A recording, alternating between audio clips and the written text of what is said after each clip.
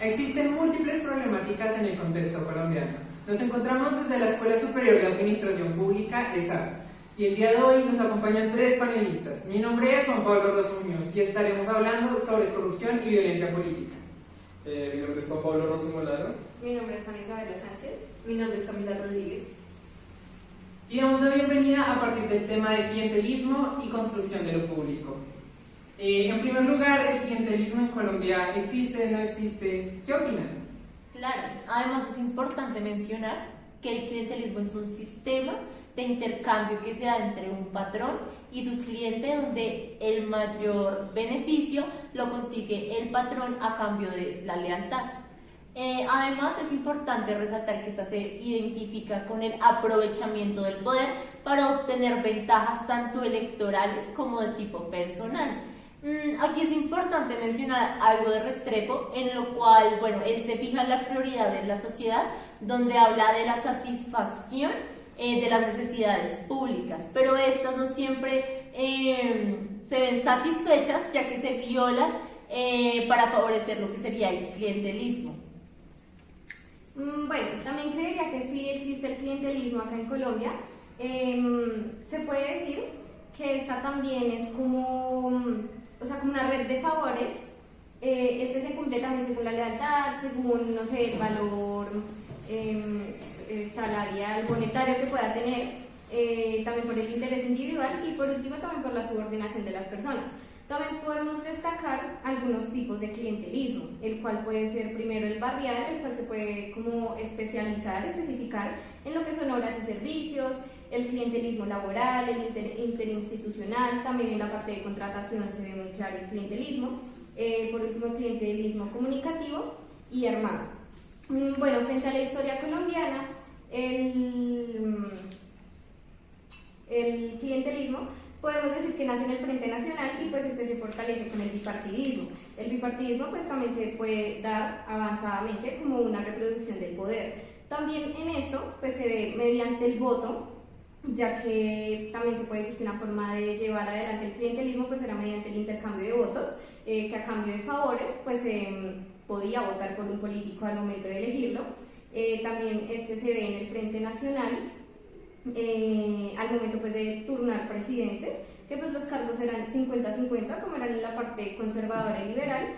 Y claro, ahora que lo recuerdas, vimos el sistema político del clientelismo del autor Francisco Leal Buitrago como tal, recopilando un poco lo que nos decían, tenemos que tener entonces un interés en común. De alguna manera existen derechos y deberes, una participación voluntaria, y tiene un apoyo no solo económico, sino pues un acompañamiento, porque pues en sí es un sistema de intercambio que se hace entre un patrón y un cliente, ya sea por bienes, por servicios, e igualmente recordemos que se tiene que tener en cuenta la lealtad, lo que habíamos mencionado, ese apoyo en el marco de estas relaciones de amistad o de fidelidad. Entonces pues podemos decir que hay muchas variantes o hay muchas opciones mediante las cuales se puede dar este clientelismo. Están, por ejemplo, los cargos de libre nombramiento y remoción, las órdenes de prestación de servicios, los auxilios parlamentarios.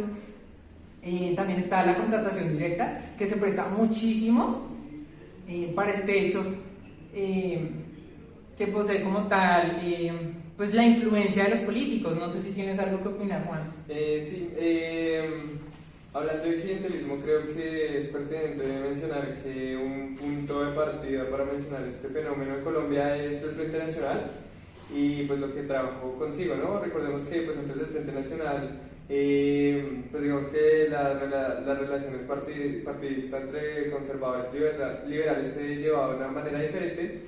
Y pues en el marco de terminar con esta violencia pues se crea el Frente Nacional y pues digamos que se deja un poco este sentimiento tan partidista entre los colombianos, pero pues digamos que como consecuencia de eso tenemos las prácticas clientelistas que pues se empezaron a reproducir en el Estado colombiano pues posteriormente a eso, ¿no? Como las que mencionaba Juan. Entonces digamos que pues en sí, para concluir con este tema, pues el Frente Nacional es una partida de esto y digamos que toda la reproducción pues que se ha dado entre como patrón y obrero, que se traduce en la política como favores, pues digamos que es fruto de este hecho histórico que pues se presentó en Colombia.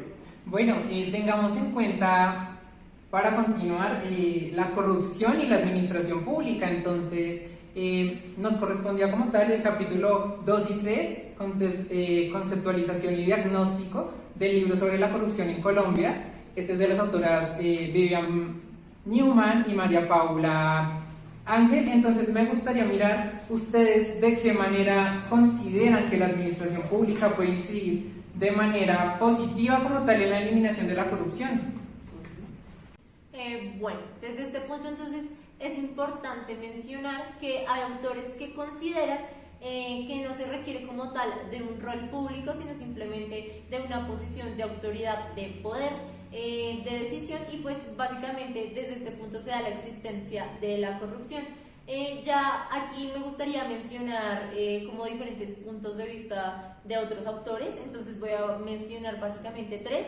El primero es Joseph Nye. Entonces básicamente él menciona que la corrupción es un comportamiento que se desvía de los deberes formales de un rol público debido a ganancias privadas. Entonces aquí habla básicamente como de favores políticos, o inclusive de poner a familiares en lo que serían como puestos públicos. Entonces también hay como de tipo pecuniario o viola las reglas que existen como tal en contra de la corrupción. Ya pasaríamos en un segundo plano a hablar de David Bay, que bueno, básicamente él considera que la corrupción es un abuso de autoridad con resultado pues de ganancia personal, que no tiene que ser necesariamente como monetaria. Ya finalmente hablaría como tal de Arnold Heidenheimer, que bueno, él sí lo distingue como en 3 factores.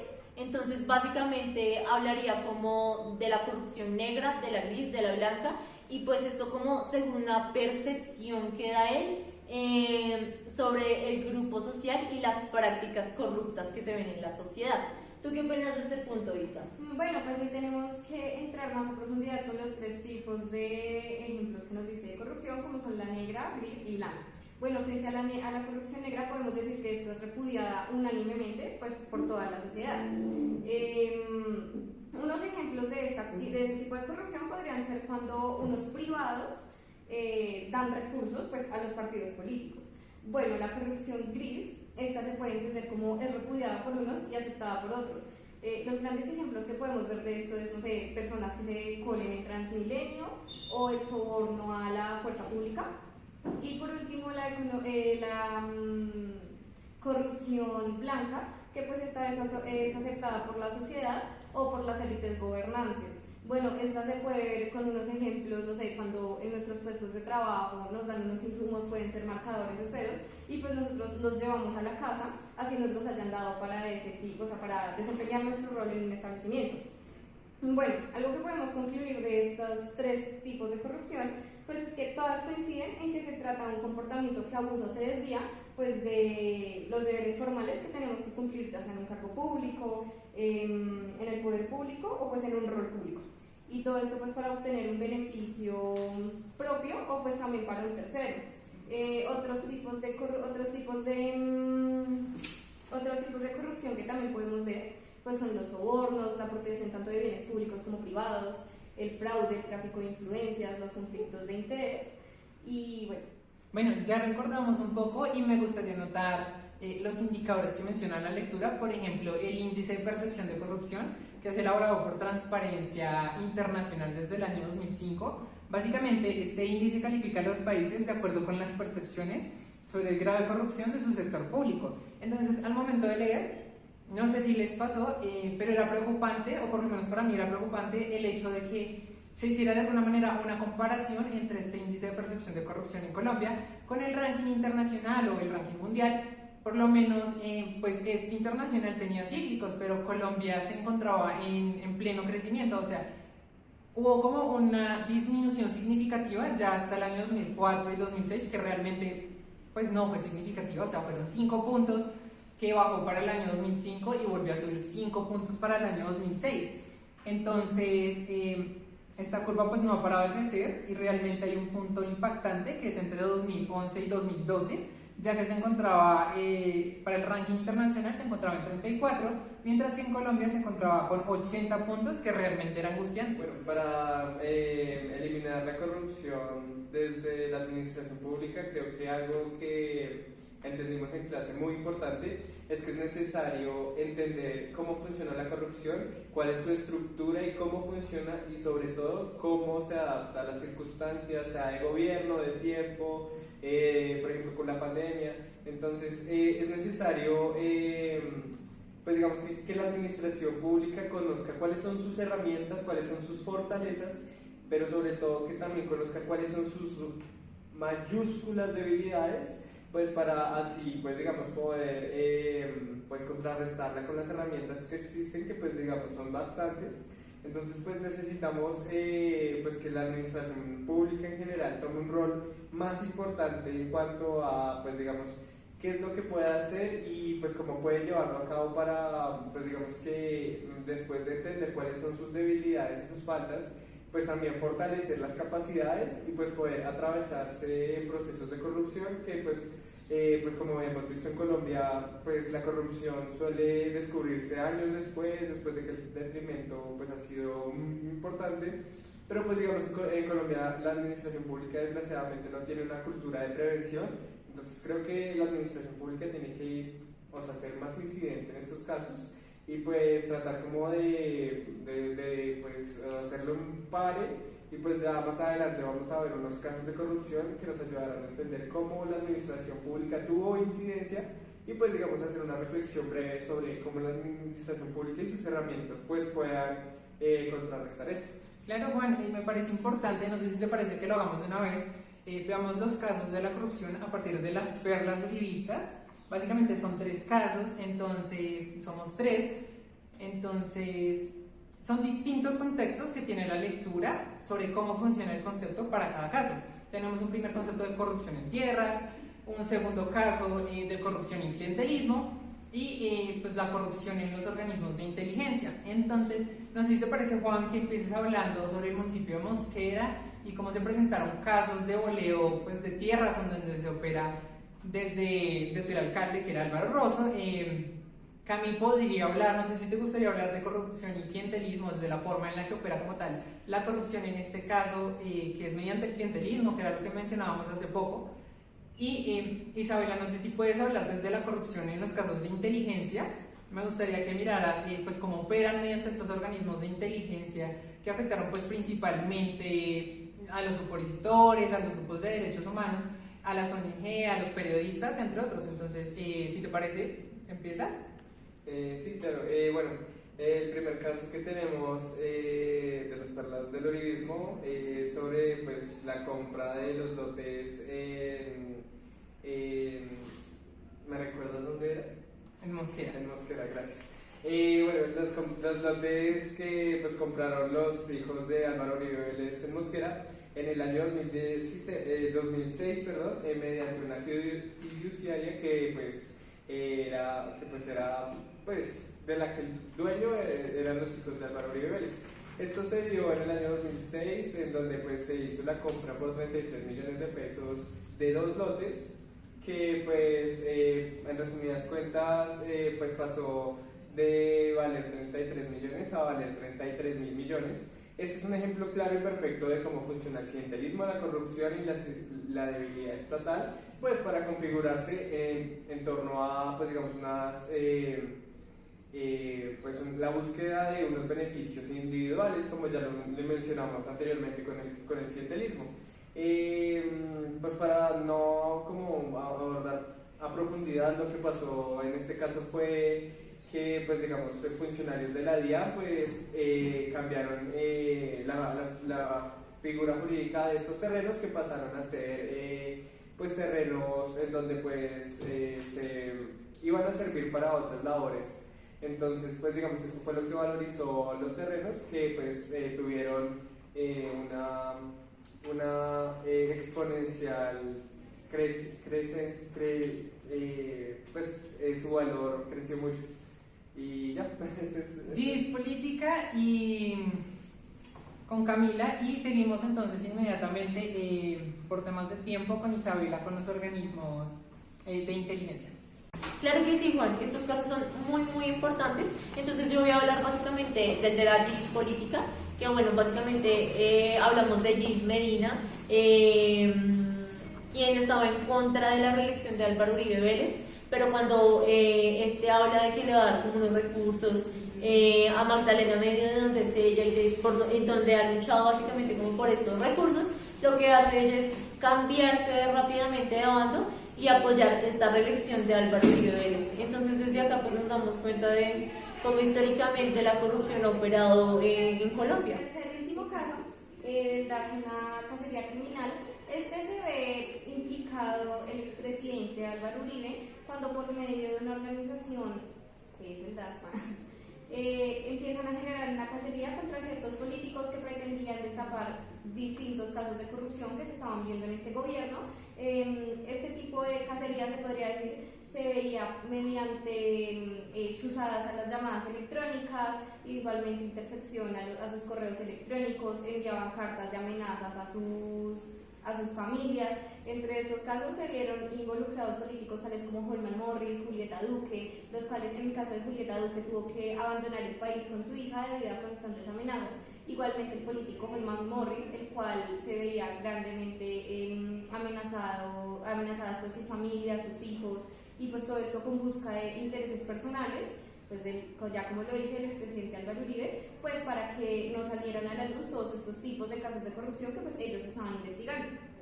Ok, y luego de un cambio de escenario, hablemos un poco brevemente, no sé si te parece, Juan, sobre los instrumentos anticorrupción de la administración pública. Entonces, recuerdo que en el capítulo de corrupción y crecimiento económico de Perry da unas opciones y mira, por ejemplo, la difusión de la corrupción mediante penas efectivas. Básicamente aquí miraba o resaltaba que tenía que haber una justicia eficaz que aumente como tal la probabilidad de sanción y control efectivo de los hechos de corrupción. Entonces, otra propuesta que tenía como tal era una reducción de oportunidades de corrupción mediante reformas institucionales de lo económico y lo político.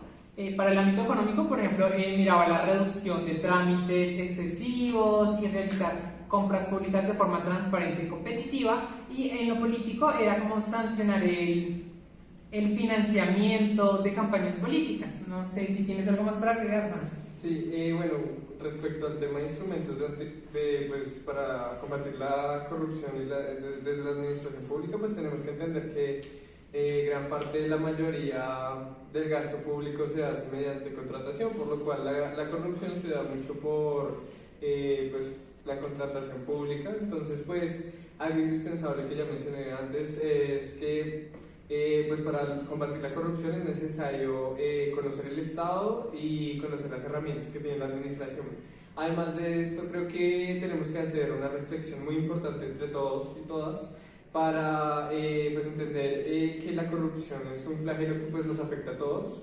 Un ejemplo que pues tuvimos la oportunidad de leer y de abordar en clase es el cartel de la hemofilia, donde encontramos que pues primero fue algo sistemático, que pues llegamos a la conclusión de que era necesario pues digamos que entender que esto era algo que se podía prevenir, que si se hubieran usado los mecanismos adecuados en los momentos adecuados, pues creo que la administración pública hubiera podido ser más eficiente. Entonces pues hay que entender que combatir la corrupción desde la administración pública, aparte de la voluntad de querer hacerlo, que es algo que no se puede quedar en populismo electoral, sino que hay que combatirlo desde las herramientas que existen. Y pues también tenemos que tener en cuenta que muchas veces con actos simples como denunciar o revisar bien la contratación en cualquiera de sus etapas, pues creo que se puede prevenir mucho pues la corrupción desde la administración pública. Claro, Juan, es importante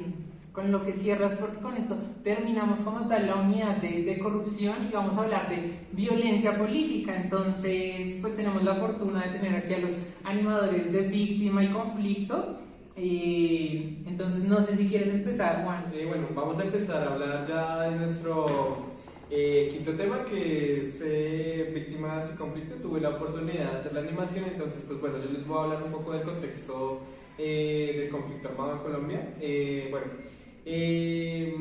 Pues Colombia históricamente ha vivido el conflicto armado casi que desde toda su existencia como Estado. Vivimos la guerra de los 1000 días, que fue una guerra pues muy violenta y muy trágica, que dejó pues muchos muertos y muchas heridas en el Estado. Y creo que desde 1905 en adelante, con el gobierno de Rafael Reyes, creo que el Estado se empezó como a reconfigurar y empezó a construirse de nuevo. Pero pues con estas coyunturas que se dieron, así como con la pérdida de Panamá y con la danza de los millones y bueno, etcétera, todos estos temas, pues digamos que también el Partido Conservador y el Partido Liberal tuvieron una implicación histórica muy importante. Y pues las violencias partidistas de estas épocas se marcaron mucho. Un ejemplo claro para entender esto fueron las policías como pues de estos partidos, que eran pues ilegales, que eran los godos y los cachiporros, que pues ejercían violencias dentro de los municipios y departamentos en los que ellos estaban, que pues eran violencias netamente partidistas en torno a liberales, conservadores. Digamos que también un punto clave para entender el conflicto en Colombia históricamente ha sido la tenencia de tierras y la reforma propuesta por López Pumarejo, en donde pues digamos se han marcado muchas líneas y tendencias claras en cuanto a pues las personas dueñas, los terratenientes y pues las personas que trabajan estas tierras. Entonces pues digamos que siempre ha habido una pugna muy importante que ha generado pues la corrupción y la violencia, aunque también hay corrupción en esto. Entonces pues digamos que este es un contexto importante. También entendemos que pues el conflicto y la violencia que se dio en torno a la muerte de Gaitán también son un punto clave. Creo que históricamente es un punto pues de ruptura, en donde pues como que toda la violencia partidista que se dio en estos años tuvo su culminación y su punto clave en esta época. Ya después vienen otras realidades que ya mencionamos antes con el Frente Nacional y esto, pero pues digamos que es un contexto histórico muy importante para entender de dónde viene como la violencia en Colombia. Y pues ya le doy paso a Isa pues para que nos hable más a profundidad este tema. Bueno, complementando lo que dijo mi compañero Juan, también podemos decir que uno de los grandes problemas que trajo el conflicto armado a Colombia pues fue como el arraigamiento hacia el narcotráfico como fuente lucrativa, se podría decir, pues de lo que fueron tanto las guerrillas como los paramilitares. Esto también causó pues guerras armadas, una gran precariedad institucional, y pues también tiene como unas grandes causas y consecuencias que pues le dejó a esta tierra colombiana, entre las cuales podemos pues destacar como el desplazamiento, el despojo de tierras, el secuestro. También está muy visto la extorsión, lo cual lo podemos articular con el caso anterior que veíamos de DAS, el reclutamiento de niños, niñas y adolescentes, pues los cuales reclutaban para que también sirvieran a estas guerrillas en contra de su voluntad. Tenemos la tortura, el homicidio de personas protegidas, entre estas también se empezaron a ver como el asesinato de los líderes sociales, los delitos contra la libertad y la integridad sexual, ya que también muchas mujeres sufrieron de acoso y violencia sexual pues, en el marco del conflicto armado, que es una cosa de la cual no se suele hablar mucho hoy en día. También podemos ver las amenazas, las minas antipersonas, los ataques y pérdidas de bienes civiles, y pues por último los atentados contra los bienes públicos. Bueno, ya siguiendo como un poco por la línea por la que vienen mis compañeros, entonces es importante mencionar el origen del conflicto armado colombiano, y este básicamente se da luego del bipartidismo, también con las políticas agrarias, y pues allí nacen como todos estos grupos al margen de la ley. Me gustaría hablar como tal de algunas de las causas del conflicto armado, que básicamente son como la pobreza, falta de educación precaria, también el abandono estatal, lo que sería también la deficiencia socioeconómica y los valores de la sociedad. Ya como frente a estos efectos que nos dejó como tal, o que aún seguimos evidenciando sobre el conflicto armado colombiano, pues nos encontramos con más de 600.000 asesinatos, aparte de extorsiones, secuestros, lisiados, discapacitados, el reclutamiento forzado, también todas estas personas que son desplazadas forzadamente. Encontramos que también aparece como tal el narcotráfico, que también es un punto muy importante frente a lo que sería como el conflicto armado colombiano. Y también una parte importante que sería como la manera en la que el Estado como tal integra a estas personas a la sociedad nuevamente.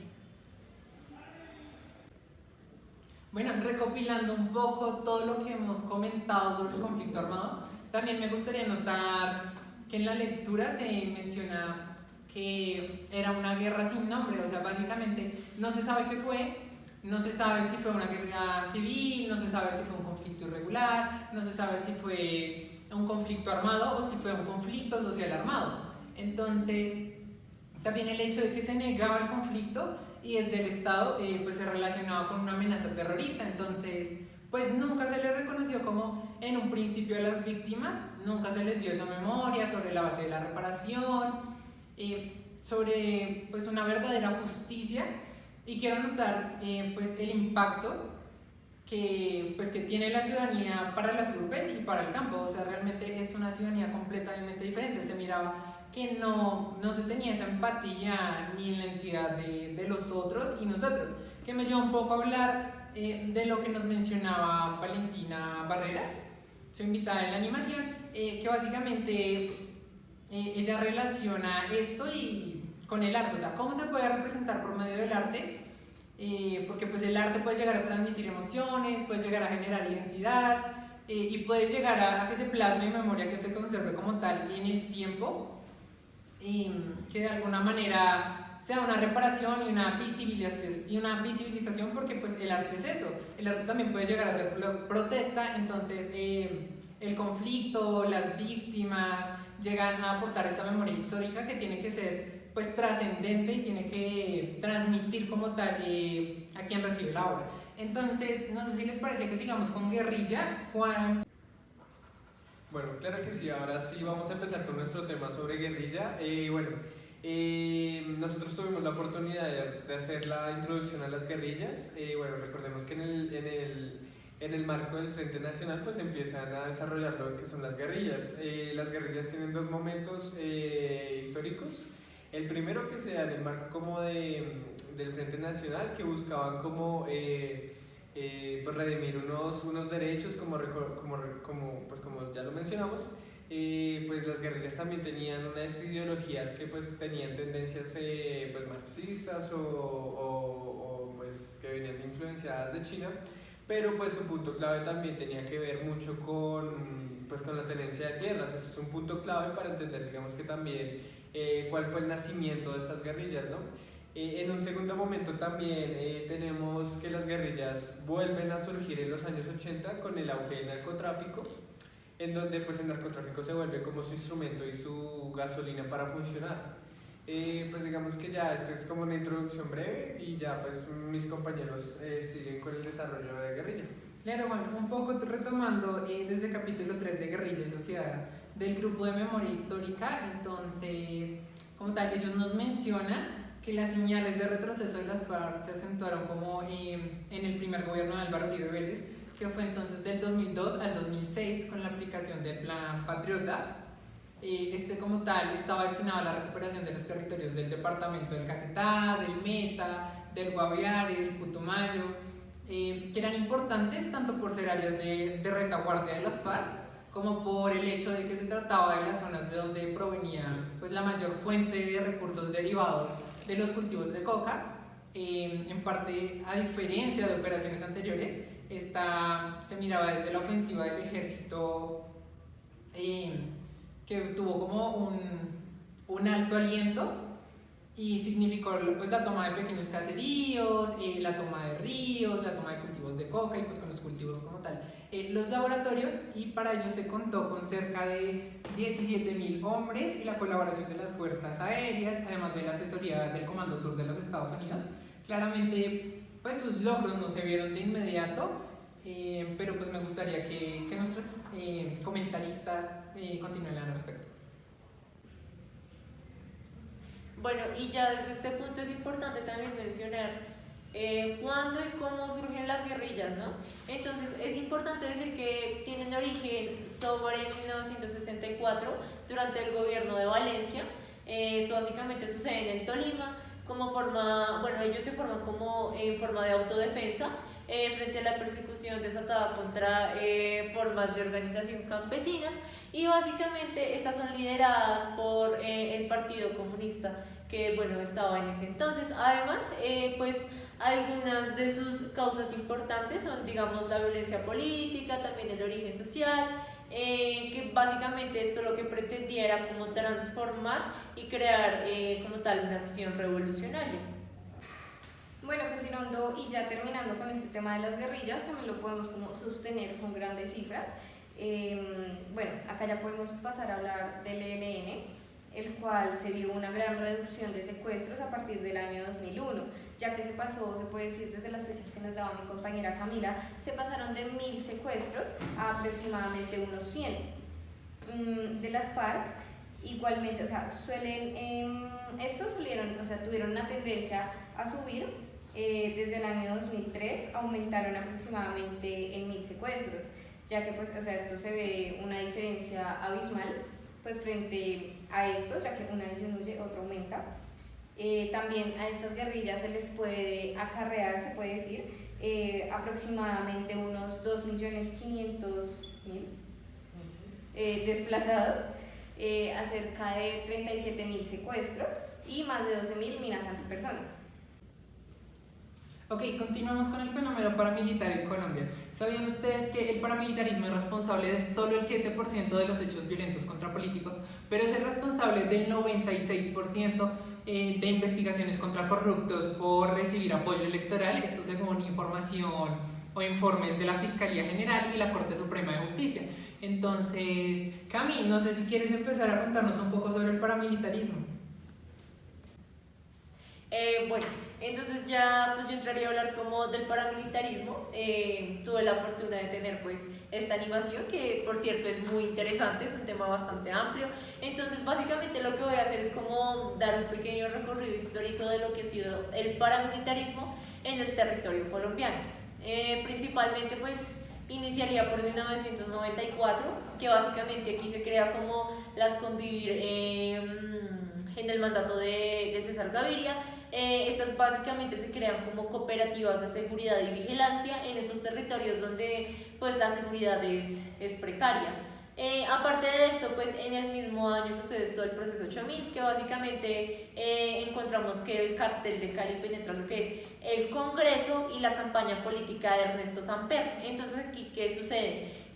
Básicamente caen los del cartel de Cali, porque eso es lo que hicieron, fue apoyar con miles de millones de dólares esta campaña y estos participantes del Congreso. Desde este punto, entonces los PP se convierten como en los nuevos jefes de la AUC, y desde ahí empiezan a capitalizar lo que son estas redes de el regionalismo, políticos, miembros de la fuerza pública, entre muchos otros participantes. Ya para 1997 pues encontramos la unión entre las Convivir y los paramilitares existentes, y para 1998 encontramos que las fuerzas de Córdoba y Urabá lideran la Confederación de los Grupos Paramilitares. Ya en 1999 nos damos cuenta de que los paramilitares se configuran como tal, como un ejército fuerte, irregular y ofensivo, que básicamente lo que hace es controlar los antiguos territorios y expandirse por más territorios para tener pues mayor dominio. Ya entonces aquí pues me gustaría que mis otros compañeros pudieran extenderse un poco más en este tema para pues comprenderlo de una mejor manera. Para dar como una definición condensada de lo que puede ser pueden ser los paramilitares o el paramilitarismo, esto lo podemos ver como un grupo legal o ilegal. Estos hacen el uso de la fuerza pues por medio de la violencia. Esto lo ejercen en contra de las personas que pues estén en contra de sus ideales o de sus formas de pensar. Ellos también lo utilizan como en un bien colectivo, pero pues entre ellos, entre el grupo paramilitar del que se esté hablando, estos también pues buscan, o sea, hacen este uso de la violencia también con fines económicos, de la captación del Estado, y pues estos defienden la propiedad privada. También otra cosa que cabe destacar de los paramilitares es que ellos tienen como una línea de formación militar, pero sin la necesidad de estar unidos legalmente pues a las fuerzas militares de un Estado. También entre los actores del paramilitarismo pues podemos ver que también está muy presente el narcotráfico. También se une con las élites regionales, las cuales buscan el poder, o sea, político y de las tierras. Acá es donde podemos ver también el término de parapolítica, pues el cual es eso mismo, la unión entre los paramilitares y las élites que gobiernan en una región para pues cooptar todo el poder de un municipio, departamento. Bueno, claro que sí, o sea, se dieron fenómenos de parapolítica que incluso casi de manera simultánea a la expansión que nos mencionaba Cami, ocurrió un fenómeno electoral muy fuerte. Se estaban dando como tal nuevos partidos o nuevos movimientos políticos que lo que querían hacer era ampliar su influencia. Por ejemplo, estaba Colombia Democrática, Colombia Viva, Convergencia Ciudadana, y algo particular de estas nuevas agrupaciones políticas eran que no contaban con candidatos tradicionales, pero aún así llegaron a tener altos porcentajes dentro de sus votaciones. Además, en algunas partes como tal se dieron candidaturas únicas debido a las amenazas que recibían los candidatos, y pues estos eran como tal obligados a eliminar su contienda electoral, y en el peor de los casos llegaban a ser asesinados. Entonces, un ejemplo es que en el 2002, un ejemplo de lo que nos mencionaba Isa, claro, es que en el 2002 como tal los congresistas electos con el apoyo del narcoparamilitarismo obtuvieron cerca del 34% de las curules, que básicamente son casi más de 2 millones de votos correspondientes al Senado, y 8 de cada 10 de los congresistas que se apoyaron como tal a partir del narcoparamilitarismo llegaron a ser parte de la coalición del presidente Uribe. Entonces empezaron a gobernar desde ahí, y cerca del 39% como tal de estos congresistas fueron básicamente reelectos en el año 2006. Entonces, Juan, no sé si quieres complementar un poco. Sí, claro que sí. Bueno, hablarle para continuar con la línea de lo que estabas mencionando, pues tuvimos la oportunidad de leer a Claudia López con la refundación de la patria. Bueno, en este texto se menciona que, pues digamos que el tema del paramilitarismo permeó el Estado. Entonces pues digamos que el paramilitarismo logró coactar pues la democracia en Colombia, y logró pues posicionar políticas públicas y de otra índole pues en el gobierno de Álvaro Uribe Vélez. Para hablar de la animación que hicieron los compañeros respecto a paramilitares, tuvimos la oportunidad de tener a la profesora María Victoria Uribe, que es investigadora, antropóloga, historiadora de la Universidad del Rosario. Ella tuvo la oportunidad de hacernos una charla breve pero muy importante, donde pues nos mencionó y nos hizo construir un imaginario en la clase de como tal lo que es el paramilitarismo, dejando un poco las fechas, o sea, dejando un poco de lado las fechas, los datos, y más allá de eso nos ayudó a construir cómo fue el flagelo del paramilitarismo en las zonas, cómo funcionaban sus formas de inculcar miedo en las personas, sus formas pues digamos como de transformar las elecciones hacia un lado. Entonces digamos que esta animación fue supremamente bonita y muy importante, porque también pudimos hacerle preguntas a una gran investigadora que pues nos ayudó, digamos, como a comprender mucho este flagelo del paramilitarismo desde la historia y desde la antropología, pues para comprenderlo, porque pues digamos uno muchas veces se queda en cifras, en datos, y pues realmente tenerla a ella fue una total nota. Claro que sí, Juan, y básicamente fue el fenómeno rural de extrema derecha. Bueno, continuemos un poco, y para finalizar tenemos el último tema, que es violencia y posconflicto, a partir de informes de verificación de implementación del acuerdo de paz en Colombia, en la que se ve como tal 3 sucesos importantes que han afectado de alguna manera esta implementación. Entonces, el primero es el cambio de gobierno que se tuvo en 2018, en la que pues se da este contraste en que sale el gobierno que promulgó como tal el acuerdo de paz y entra un gobierno opositor, y esto pues afectando como tal la implementación, que ya lo veremos más adelante. El segundo suceso importante como tal que se da es la pandemia, el COVID-19, todo el tema de confinamiento nacional. Y el tercero es el desarrollo del plan nacional convocado en abril, del paro nacional, perdón, convocado en abril de 2021, que tuvo grandes implicaciones, principalmente por la reforma tributaria. Entonces veamos cómo estos sucesos han influenciado de alguna manera esta implementación en el postconflicto.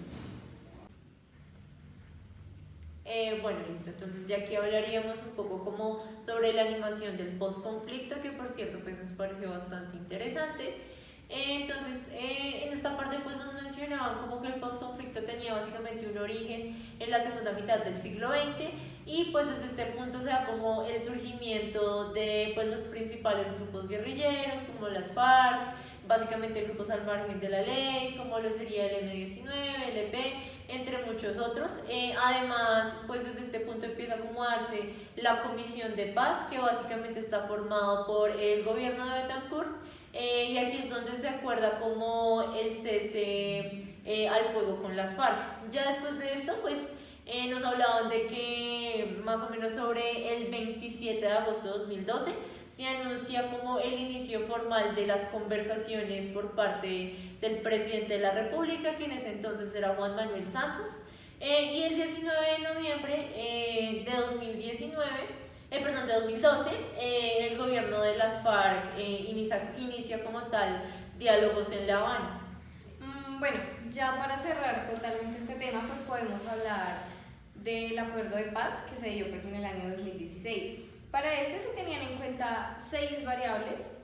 Entre la primera estaba una reforma rural integral, que entre este pues era el desarrollo, especificándose en las vías, en la salud, en la educación. Bueno, otro punto era la participación, en el cual pues estos grupos pedían unas curules que tuvieran participación en el Estado, garantías que también pudieran, o sea, garantías frente a la oposición, y pues también que tuvieran derecho a la movilización. Otro punto era el fin del conflicto, que pues este era pues principalmente el entregar armas y la reincorporación. Para esto también está la Agencia Colombiana para la Reintegración, la cual pues ayudó a muchos desmovilizados en su proceso de reintegrarse con la sociedad. Otro están las drogas ilícitas, que pues es la sustitución voluntaria del cultivo, y también pues el no criminalizar como este ejercicio, se puede decir.